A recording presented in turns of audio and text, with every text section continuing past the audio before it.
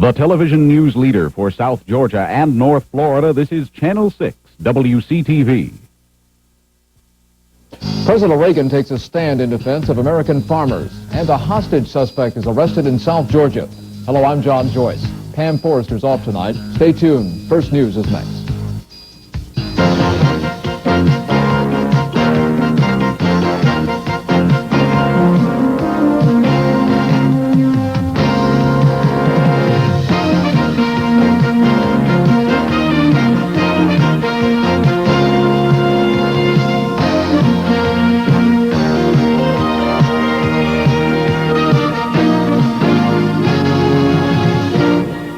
Good evening. President Reagan gets tough on trade, ordering strict sanctions in defense of American farmers. Goods from European common market countries are targeted for sharp duty increases. The move against traditional allies comes in retaliation to trade restrictions that cost farmers here a total of $400 million. Inexpensive wines, liquors, and foodstuffs from overseas will be hardest hit, suffering a 200% increase in duty tax. The crisis stemming from the sale of U.S. arms to Iran threatens to spread to Israel. New reports allege the original idea came from the Israeli Foreign Ministry.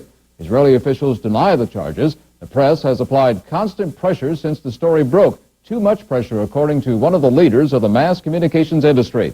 Alan Newhart heads Gannett Enterprises, consisting of more than 200 newspapers, TV stations, and USA Today.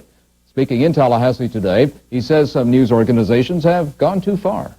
Fair when I see programs like 2020 on ABC last night, in which reporters and commentators for the network draw the conclusion that it is absolutely the president's fault that this climate permitted this to happen. I really doubt that that's the kind of job the media ought to be doing. So I think it's been overdone. And I think there have been examples of... The story now centers on money negotiations taking place in the Netherlands. At issue is more than $500 million in Iranian assets frozen by the U.S. during the fundamentalist revolution. Iran has linked the release of those funds to the freeing of American hostages held in Lebanon. A middle-class home in Valdosta was the scene of a tense hostage situation. Police say 54-year-old Jesse Yarborough held 6 people at bay because he wanted to visit his children. 71-year-old Melvin Turney was stabbed 3 times before police negotiated with Yarborough and talked him into giving up. His children were among those held hostage. When Yarborough surrendered, police found 2 pistols and a knife. He is now undergoing psychiatric examination.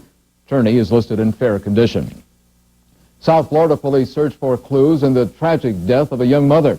She was shot and killed by a stray bullet at her home in Fort Lauderdale. And as Joe Avalar explains, a suspect is already in police custody tonight. I hit the ground, but I had seen him fight. I thought she stumbled and fell, but she didn't, and when I went to pick her up, that's when I seen the blood. White says her dead daughter's 4-year-old son began screaming, "Mommy, get up! Mommy, wake up!" Angel Seance witnessed tonight's shooting. And lucky me and my little daughter moved out the way, and just bad over here, that's all I can say. They need to do something better. What's bad here? There's all this racket every night. Police agree. They say they're surprised more innocent people aren't hurt here every day.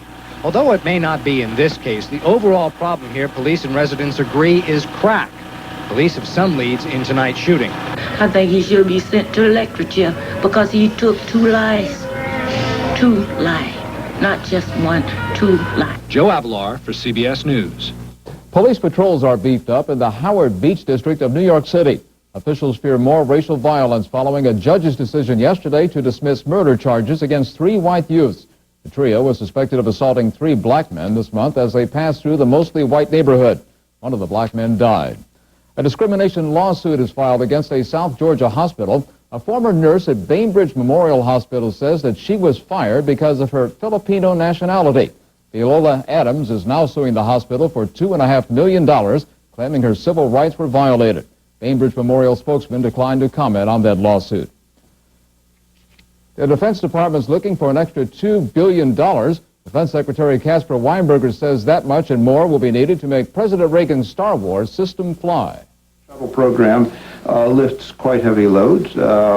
Titan lifts quite heavy loads, but not what we're talking about in the way of both dimensions and weights.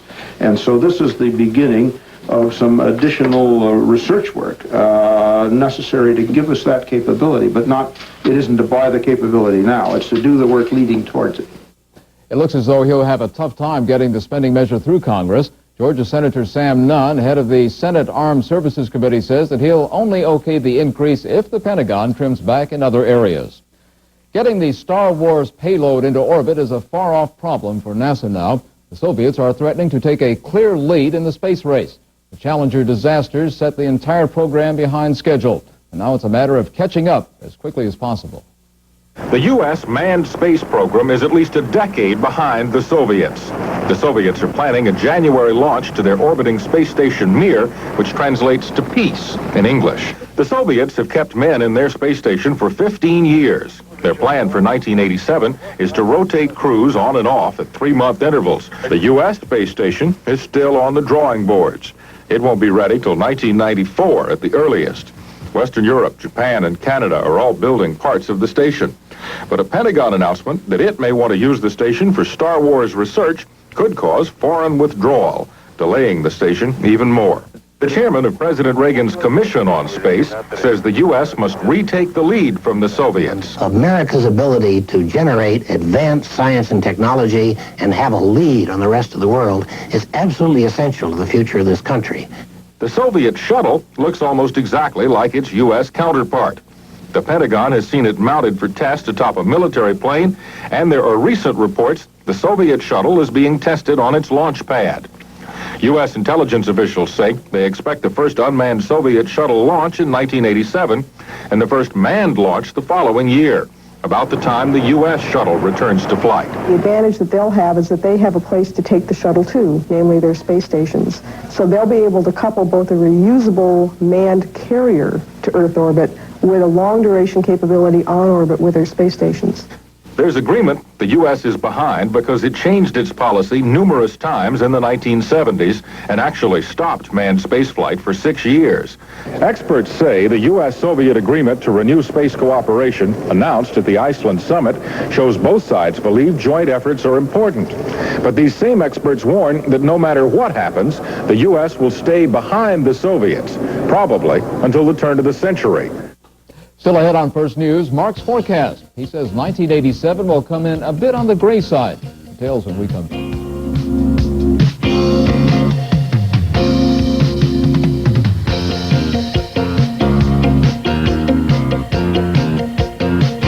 Courtesy, Oldsmobile Nissan has three-way savings for you. No money down with qualified credit, unbelievable rebates, or 3.9% financing on Nissan trucks. Get $2,500 off an Oldsmobile Custom Cruiser loaded to the max with a V8 engine, or drive away a brand new Nissan truck. All the luxury and ruggedness you could want, and 3.9% financing. Courtesy has the best deals on great wheels for all of North Florida. Courtesy, Oldsmobile Nissan, Highway 90 West at the Capitol Circle. Winn-Dixie and Hawaiian Punch are proud to sponsor the Magic of David Copperfield in Tallahassee. 2 breathtaking performances at the Ruby Diamond Auditorium at FSU on Wednesday, January 14th. See the spectacular new illusions Escape from Alcatraz and the killer bed of spikes. Experience the magic for a fraction of the cost. Come to the Winn-Dixie Hawaiian Punch family performance at 5:30 when all tickets are $3 off with a magical discount coupon available at the Hawaiian Punch display only at participating Winn-Dixie stores. Hurry, pick up your magical discount coupon at Winn-Dixie before they disappear. Farmers across the country will just have to wait and watch to find out if the president's current strategy works. Those in Georgia will pay particular attention. The state farm's foreclosure rate was twice the national average last year. And as Eyewitness News reporter Julie Phillips points out, the forecast for 1987 isn't much brighter. This is buying season for farmers getting ready to plant new crops for 1987. But some say they're not sure what to buy. Prices for cash crops like soybeans and corn don't look good for the year ahead. Drought and depressed prices last year wiped out crops for some. They're hoping the picture will change. Hoping it's going to be better. If we have more rain, it's just got to be better. Like many of his neighbors, Willis depends on subsidies from the government to get him through losing seasons, and he gets an operating loan from his bank each year. But many farmers aren't as lucky. More than 250 in Georgia lost their farms last year because they couldn't pay their bills. If prices don't pick up, there will be more in the coming year. It's definitely going to have a negative impact.